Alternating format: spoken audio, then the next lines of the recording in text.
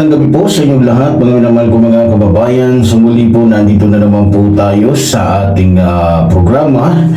At syempre bagong lahat, mga minamahal ko mga kababayan, binabati ko na po natin ating Pangulong Ferdinand Marcos Jr., maging ating minamahal First Lady Lisa Araneta Marcos, maging ating minamahal na Congressman Sandro Marcos, maging ating Congressman Martin Romualdez.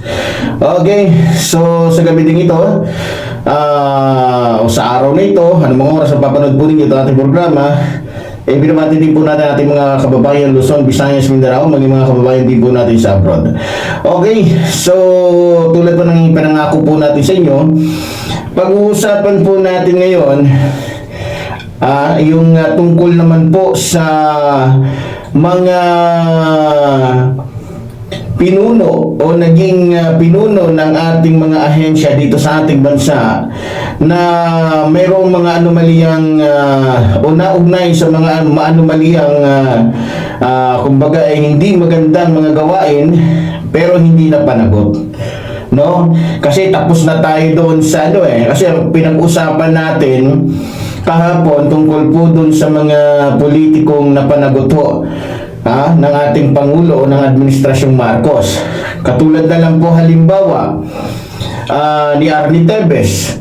So alam niyo mga minamahal ko mga kababayan, noong panahon po ni Pangulong Rodrigo Roa Duterte, lahat po ng mga sumbong tungkol po sa ginagawa po ng pamilyang Tevez sa Negros Oriental ay hindi po nabibigyan ng tugon o nababaliwala lang sa madaling salita. Dahil sa unang-una, hindi naman po natin maitatanggi, no? Hindi naman po siguro lingid sa inyong kaalaman na may malawak na ugnayan ang mga Duterte at ang pamilyang Tevez. Paano ko nasabi? Halimbawa na lang, paano natin masasabi yun na malawak samantalang dadalawin ba naman ni Sara Duterte? Di ba? Kung maalala ninyo, itinanggi ni Sara Duterte na si Madriaga ang dinalaw niya sa BJMP. At ang sabi, ang dinalaw niya ay si Arnie Tevez. So sa tingin nyo ba, bibisitahin siya ng Vice President ng ating bansa kung hindi malalim ang kanilang ugnayan? Sige nga, kaya po nasasabi natin na dahil sa malalim ang ugnayan nitong mga Duterte at mga Tevez, kaya hindi po sila napapanagot sa kanilang mga ginagawang hindi magaganda, no? Noong mga panahon ni Rodrigo Roa Duterte o ni Pangulong Rodrigo Roa Duterte. Diba? Sa totoo lang, base po sa aking pagkakaalam, base lang po ito sa aking nalaman. Kung maalala ninyo, Pangulo pa po si Pangulong Rodrigo Roa Duterte noon, napakarami na pong nangyayaring hindi maganda dyan po sa Negros Oriental. Biro nyo, laganap po dyan yung online sabong, bagamat pinagbabawal. Laganap yung patayan, laganap yung mga smuggling, laganap yung mga, di ba? O yung pang-aagaw ng lupa. So maraming sumbong na ipinapadala sa tanggapan ni Pangulong Rodrigo Roa Duterte o dating Pangulong Rodrigo Roa Duterte. At maraming nagsusumbong doon sa kanyang hotline na 199 ba yun? Meron siyang presidential yung sumbong mo kay Digong. Di ba? O, di ba meron yon yung pag meron kang reklamo? Halos po lahat ng tumawag doon, wala pong siguro sa 1,000 mga reklamo, wala ni isa ang lalo na kung ito'y patungkol sa mga Tevez. Di ba? So wala po. So nagkaroon lang po ng tuldok, nagkaroon lang po ng hustisya ang lahat. Nagkaroon lang po ng pananagutan nitong mga Duterte sa panahon na po ni Pangulong Ferdinand Marcos Jr. Sa pamamagitan po ni Pangulong Ferdinand Marcos Jr. nawakasan po ang lahat ng mga nangyayaring kaguluhan dyan po sa bayan o sa Negros Oriental. No? Hindi man nawala lahat pero at least 98% ay nawala na po, di ba? So Kaya ngayon, ang pag-uusapan po natin, yung kabaliktaran naman. Sa mga nangyayari ngayon at sa mga nangyari ng mga nakaraang administrasyon. Kasi, ba't ko po ito binabanggit sa inyo? Para po maging malinaw sa lahat kung ano ba ang naging mas maganda ang takbo. Ano ba ang mas patas? Ano ba o sino ba ang mas magaling na naging Pangulo ng ating bansa? Yung nakaraang administrasyon ba o yung ngayon? Kasi, sa panahon ngayon, mga minamahal kong mga kababayan, nakikita ninyo kung noong mga nakaraang mga administrasyon, yung mga namumuno sa iba't ibang ahensya ay ligtas, hindi napapanagot. Maraming mga politikong involved sa katiwalian ang libre, malaya. Pero ngayon sa panahon po ni Pangulong Ferdinand Marcos Jr., hindi lamang po mga politiko ang nananagot sa kanilang mga kasalanan, pati yung matagal nang namamayagpag ng mga kilalang mga mayayamang personalidad na nakilalang mga drug lords. Di ba? Katulad na lang ni Peter Lim. Nitong 2005 lamang balita, di ba? Sinabi na, binanggit naman natin dito 'yan. Nahatulan ng panghabang buhay na pagkakabilanggo. Pero kung ito ay panahon ng mga wala, malaya yung mga 'yan. Kung maaalala ninyo, sobrang dami ng mga natuklasan na mga Chinese national na mga drug lords na makikita mo sa picture, makikita mo sa mga larawan, nakikipagharutan, nakikipagbanding sa pamilyang Duterte. Lalong-lalo na itong si Alice Goo. Kung siguro panahon nito ni Rodrigo Roa Duterte, malaya pa rin si Alice Goo ngayon na nagpapanggap na isang Pilipino. Di ba? Malaya pa rin at malamang mayor pa rin ng Banban na Tarlac yan. Pero dahil sa matinding pag-iimbestiga at sa husay ng Administrasyong Marcos, naalaman natin kung sino-sino yung mga pakawala ng bansang China na kung saan ay nagkaroon ng Filipino certificate kahit hindi naman birth certificate, kahit hindi naman totoong mga Pilipino. Hindi lang yun. Pati yung itong si Michael Yang. Nung panahon ni Rodrigo Roa Duterte, malayang-malaya si Michael Yang sa panluloko sa taong bayan na nagpapakilala na isang totoong Pilipino. Pero natuklasan ng ating mga mambabatas sa pamamagitan ng pag-iimbestiga nila sa nakakatandang kapatid nitong ni Michael Yang. Umamin mismo yung kapatid ni Michael Yang na yung nanay at tatay nila kaya pala hindi makapagsalita ng diretso etong kapatid na nakatatandang kapatid dito ni Michael Yang dahil pure Chinese sila. Di ba? Malaking kalokohan yon. Ba't hindi nahuli si Michael Yang noong mga panahon na yon? Gayong nalaman, natuklasan na ni Colonel Asierto na itong si Michael Yang ay isa sa naghahasik ng kadiliman sa bansang ito sapagkat mayroon silang mga laboratory o shabu laboratory mismo sa Davao City. Kasama itong si Alan Lim. Di ba? Anong ginawa ni Duterte? Imbis na suportahan niya si Asierto, si Colonel Asierto na nakatuklas ng sekreto ni Michael Yang, anong ginawa niya? Yung pulis na nagtatrabaho ng seryoso, yung pulis na gumaganap sa kanyang tungkulin, yun pa ang gusto niyang ipapatay. Yan ba yung magaling na Pangulo? Kung nasa katinuan ka, masasabi mo bang nasa tamang direksyon o nasa tamang katinuan si Rodrigo Roa Duterte o si dating Pangulong Rodrigo Roa Duterte?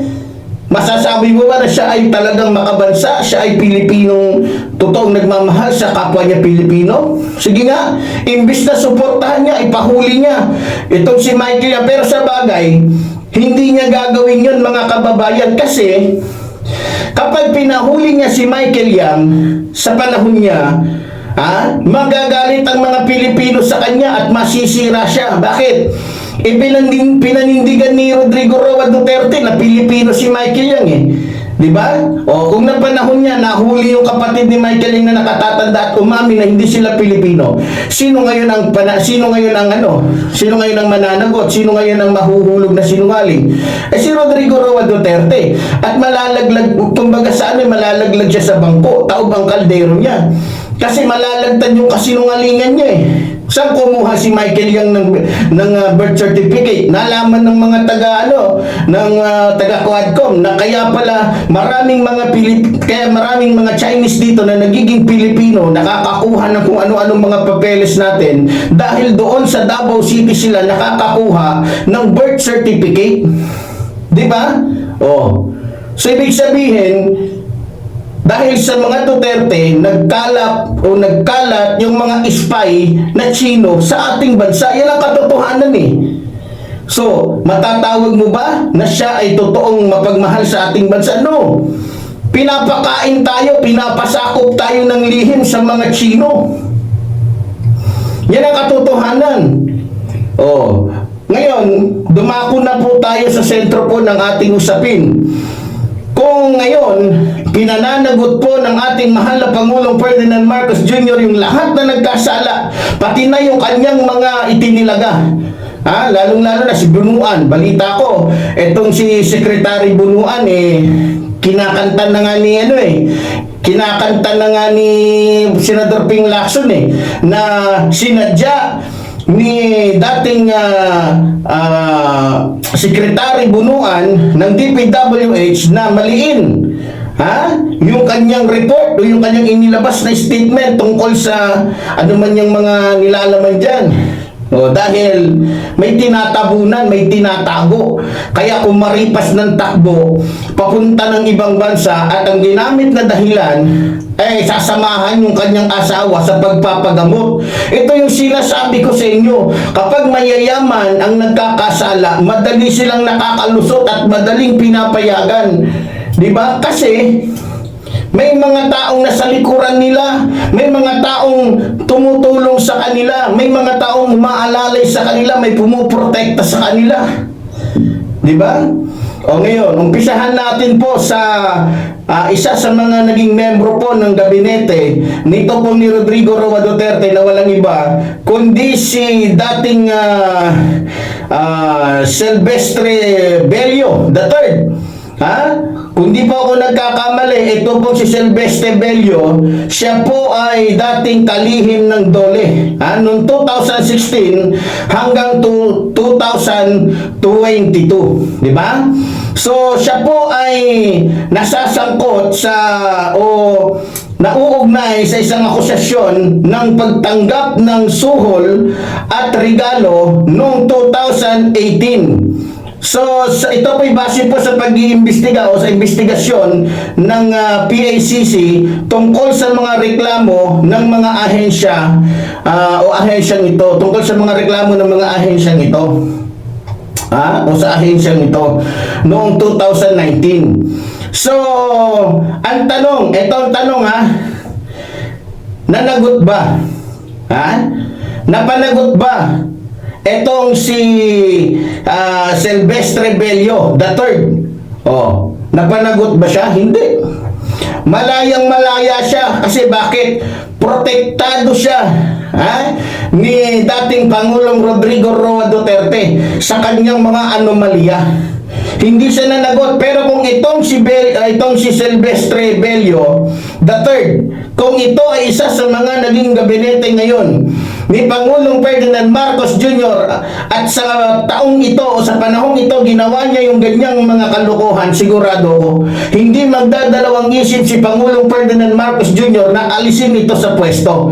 Kung maaalala ninyo mga minamahal ko mga kababayan, yung sekretary mismo, yung tagapayo mismo ng ating mahal na Pangulo na naging tagapayo din ni dating Pangulong Rodrigo Roa Duterte. Di ba? Nung nasangkot ito sa mga katiwalian, hindi pinigilan ni Pangulong Ferdinand Marcos Jr. na mag-resign sila. Dahil nakita ni Pangulong Ferdinand Marcos Jr. na teka, meron ng himala, mukhang meron nga kayong kinalaman sa mga katiwalian. O hinayaan niya. At hinayaan din niya na maimbestigahan, at natitiyak ko na kung papaanong hinayaan niya na maimbestigahan si Congressman Martin Romualdez tungkol sa katiwalian ng flood control anomaly, kasama itong si Saldico, na kapwa niya kapartido, ganun din ang gagawin niya doon sa mga itinalaga niya. Kung si Sara Duterte nga, hindi siya nagdalawang isip di ba? Na ipa-impeach ito dahil sa lumalalang mga katiwalian na ginagawa sila pa, di ba? Na hindi naman sila ka-unity ni Pangulong Ferdinand Marcos Jr. So, ito pa. Pag-usapan din po natin maging itong si Isidro La Peña, Kung di ako nagkakamali, mga minamahal ko mga kababayan, yung naging posisyon po nito, siya po ay sa BOC. Siya po ay Director General ng TESDA. Kung di po ako nagkakamali, mga minamahal ko mga kababayan, siya din po ay nasangkot sa controversial na shipment ng shabu sa BOC. The regular na paglabas ng mga lalagyan mula sa China. So, eto pong si Isidro La Peña, talagang dapat to ito, panahon pa lang ni Rodrigo Roa Duterte, nakakulong na to Dahil ang pinag-uusapan po dito, yung natuklasan po ng PDEA, na kung saan, sa pamamagitan po nito ni La Peña, ay nakakapasok po dito po sa ating bansa, yung tuli-tulinadang mga shabu, na kung saan ay nauugnay po ang pangalan ni Paulo Duterte, ni Mans Carpio, at maging nitong ni Michael Yang, na sinasabi nilang Pilipino, na kalaunan inamin mismo ng kanyang nakakatandang kapatid na hindi sila Pilipino, na kung saan napatunayan lamang na niloko ni Rodrigo Roa Duterte ang mga Pilipino sa kanyang mga kasinungalingan, na sinasabi niyang Pilipino yung isang yung isang Chinese, na kung saan ginawa pa niyang economic advisor, na ayon pa sa ating konstitusyon, ipinagbabawal ng bansang ito na magkaroon ng kahit anong katungkulan yung isang banyaga, lalong-lalo na hindi siya isang tunay na Pilipino. Pero ang ginawa ni Rodrigo Roa Duterte, maliban na nilabag niya yung konstitusyon ng ating bansa, niloko niya ang mga Pilipino. Ngayon, sinasabi niyang businessman ay hindi pala tunay na businessman. Isa palang drug lord na nagkakalat o nagpapakalat o nagdadala ng tuli-tulinadang shabu dito po sa ating bansa.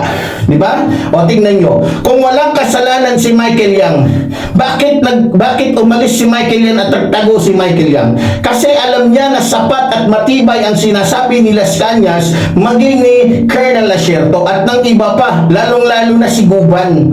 Kung maaalala po ninyo mga minamahal ko mga kababayan.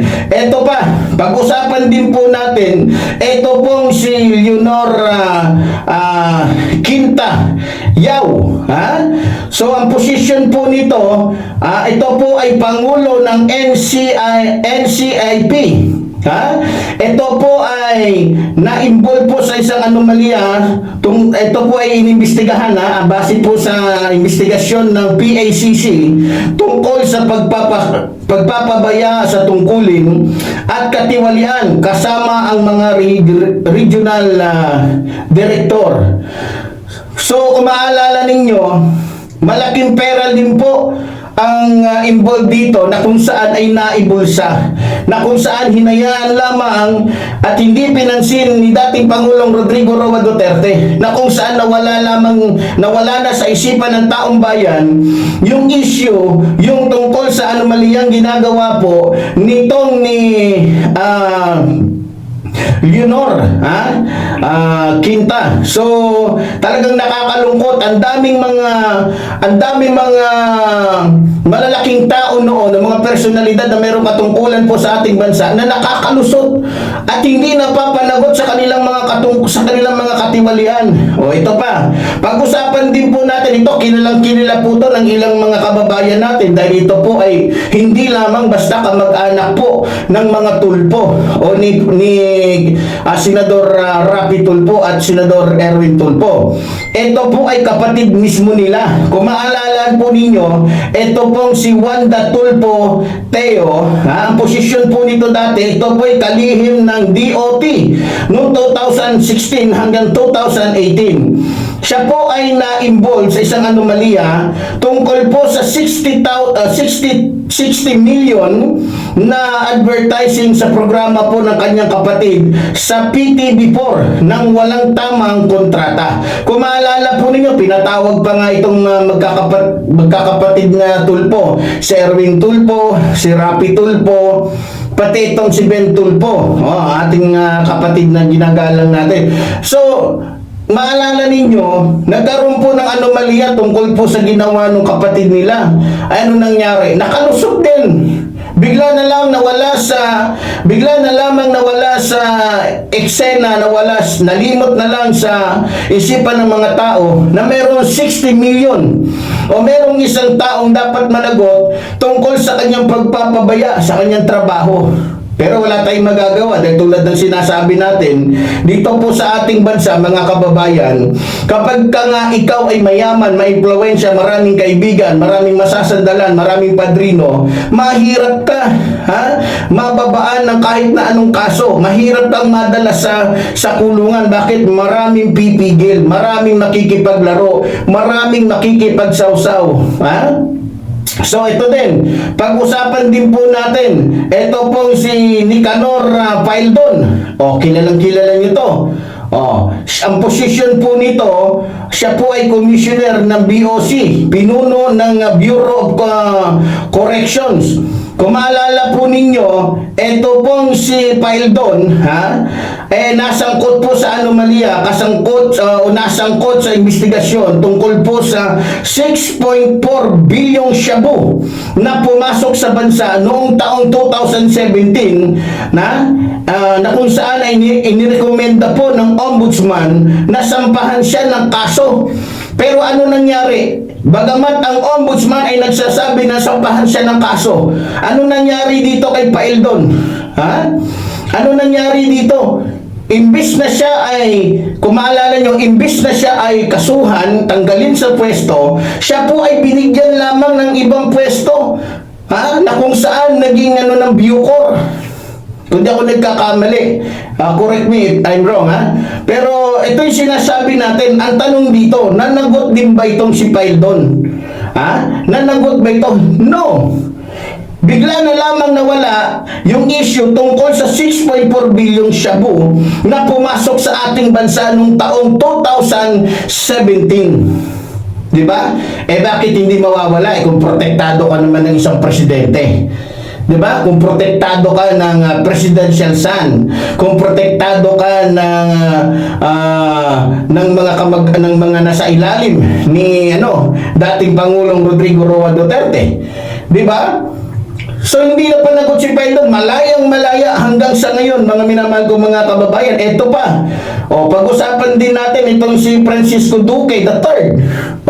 Pag sinabi nating Duque, ang tatatak agad sa isipan natin, dati po siyang kalihim po ng DOH, ng Department of Health. So siya po ay nasangkot sa anomalous na transfer ng 41 billion mula sa DOH patungong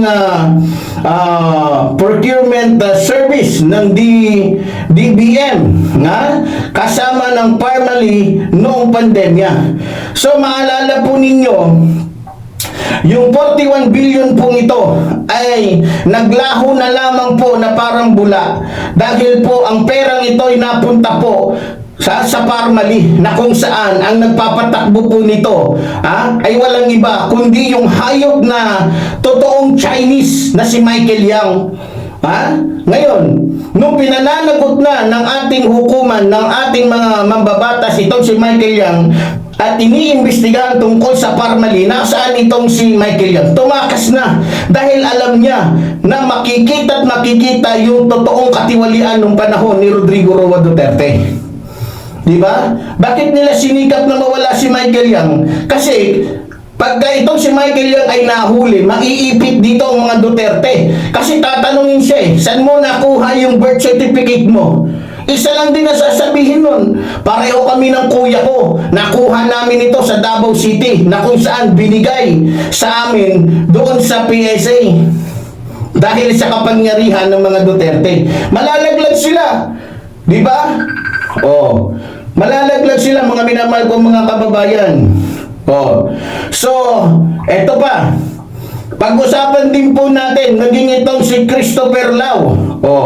Sino nakakakilala kay Christopher Lau? Dati po siyang undersecretary ng DBM para sa procurement.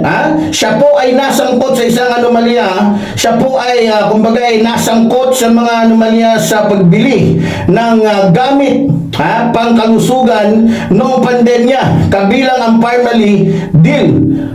Ito yung sinasabi ko sa inyo. Itong si Lau, nahuli na po ito, mga minamahal ko mga kababayan. Kaya lang, yung pinaka-author, yung pinaka-mastermind nila na si Michael Yang, hindi nahuli. Dahil matinik, dahil pinroteksyonan, pinalayas agad, dahil maraming alam itong si Michael Yang na pwede niyang sabihin para tumaob ang kaldero nitong mga Duterte. Kaya nga po, pinatakas nila Dahil pag itong si Michael Yang ay naipit, lahat ng nalalaman nito, isusasabihin talaga nito. Kaya minadali nila na patakasin ito. Dahil baka mangyari din sa kanya yung ginawa ng kanyang kuya na umamin. Dahil sa, wala na, no choice na booking na Diba? So, alam niyo mga minamahal ko mga kababayan, nakakalungkot. Sa totoo lang, pero para sa akin sana ay mabuksan uli yung usapin patungkol po dito sa mga nabanggit natin na mga personalidad na nakakulimbat po ng bilyon-bilyon. Pero balita ko, kung maalala ninyo, sa panahon po ni Pangulong Ferdinand Marcos Jr., itong si Lau at yung tungkol sa pag-iimbestiga ng Parmali ay mukhang umuusad naman. So ngayon, para mas maging maganda, dapat yung mga inendorso o yung mga taong inendorso ng ombudsman na kasuhan, total si Ombudsman Remulla na naman, si Jesus Crispin Remulla naman ang tumatayong ombudsman ngayon, dapat buhayin nila ito para lang sa ganon, mga minamahal ko mga kababayan, ay mapanagot talaga. Di ba? Hindi pwede yung, di ba, malilimutan mo na lang, ano yun? Hindi, kung titignan po natin, bilyon-bilyon ang hinakot. Ipagpalagay na lang natin na ang halaga ng mga panahon na yun ay nasa 100 billion o nasa 500 billion. Malaking bagay yun. Na kung saan ay makakatulong po sa ating mga kababayan, kaya hindi dapat baliwalain yun. Kaya nga tayo ay natatawa na lamang dito, mga minamahal ko mga kababayan, sa mga sinasabi po ng mga DDS.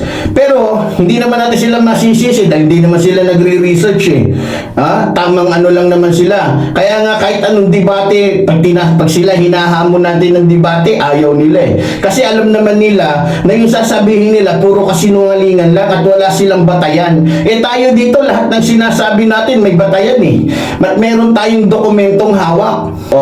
So, ganun pa man mga minamahal ko mga kababayan,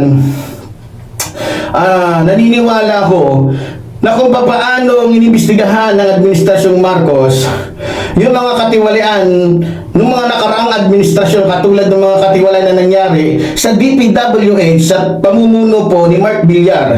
Tingnan nyo pinananagot si Mark Villar, senador na ngayon. Akala niya, ligtas na siya kasi senador na siya, pero hindi niya alam na ang ating Pangulo ay katulad ng isang minero na naghuhukay at ang kanyang hinuhukay yung katotohanan na nangyari noon na hindi nabigyan ng hustisya, na kung saan ngayon ay pinananagot yung lahat ng nakagawa ng krimen noon, no, alang-alang sa taong bayan na naloko ng mahigit sa 6 na taon, di ba?